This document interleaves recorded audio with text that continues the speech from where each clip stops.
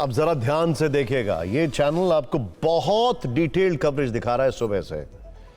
आज से मॉनसून सत्र की शुरुआत हुई, जो पूर्वानुमान के मुताबिक काफी हंगामेदार रही। इसकी वजह पहलगाम के आतंकियों का अब तक ना पकड़ा जाना और ऑपरेशन सिंदूर बनी।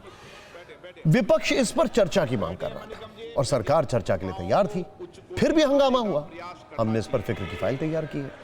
संसद की कार्रवाई शुरू होने से पहले प्रधानमंत्री नरेंद्र मोदी ने मॉनसून सत्र को राष्ट्र की उपलब्धियों का उत्सव बताया और कहा कि भारत की सेना ने ऑपरेशन सिंदूर में 100% लक्ष्य हासिल किया। बाहर पीएम मोदी ने यह ऐलान किया और अंदर सदन में विपक्ष गुस्से से लाल था। वो मांग कर रहा था कि सरकार पहलगाम हमले और ऑपरेशन सिंदूर पर चर्चा कराए। सरकार कह रही थी कि हम चर्चा के लिए तैयार हैं, लेकिन हंगामा थम नहीं रहा था। दिन भर लोकसभा 4 बार स्थगित हुई और अंत में शाम 4 बजे सदन को मंगलवार तक के लिए स्थगित कर दिया गया। पहले संसद के अंदर का दृश्य देखिए, फिर आपको बाहर के तस्वीर है वो दिखाएंगे। माननीय सदस्यगण, प्लीज बैठिए, बैठिए। ऑपरेशन सिंदूर में भारत की सेना ने जो लक्ष्य निर्धारित किया था 100% अचीव किया। आतंकियों के आकाओं के घर में जाकर के 22 मिनट के भीतर ऑपरेशन सिंदूर के तहत उसको जमींदोज कर दिया गया। ये मॉनसून सत्र एक विजयोत्सव है। ऑपरेशन सिंदूर पर चर्चा करना चाहते हैं? जाओ बैठो, प्रश्नकाल बाद चर्चा कराएंगे। चलो बैठिए, बैठिए सदन के अंदर। सभी सम्मानित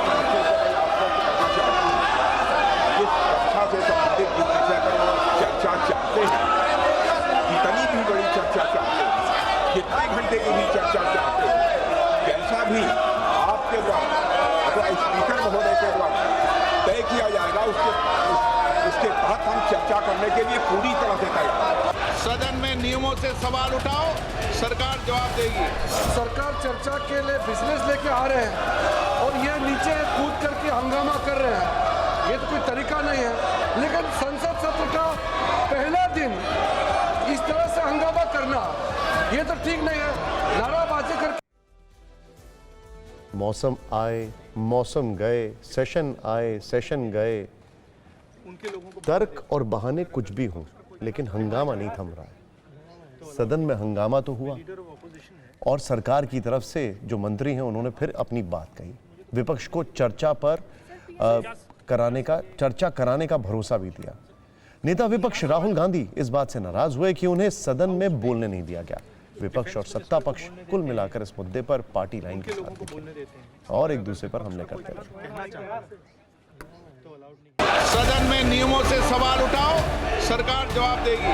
हाउस में डिफेंस मिनिस्टर को बोलने देते हैं, उनके लोगों को बोलने देते हैं, मगर अगर विपक्ष का कोई कुछ कहना चाहता है तो अलाउड नहीं है। मैं लीडर ऑफ अपोजिशन हूँ, मेरा हक है, तो मुझे तो कभी बोलने ही नहीं देते हैं। करें चर्चा, बोलने दें एलओपी को, क्यों नहीं बोलने देते?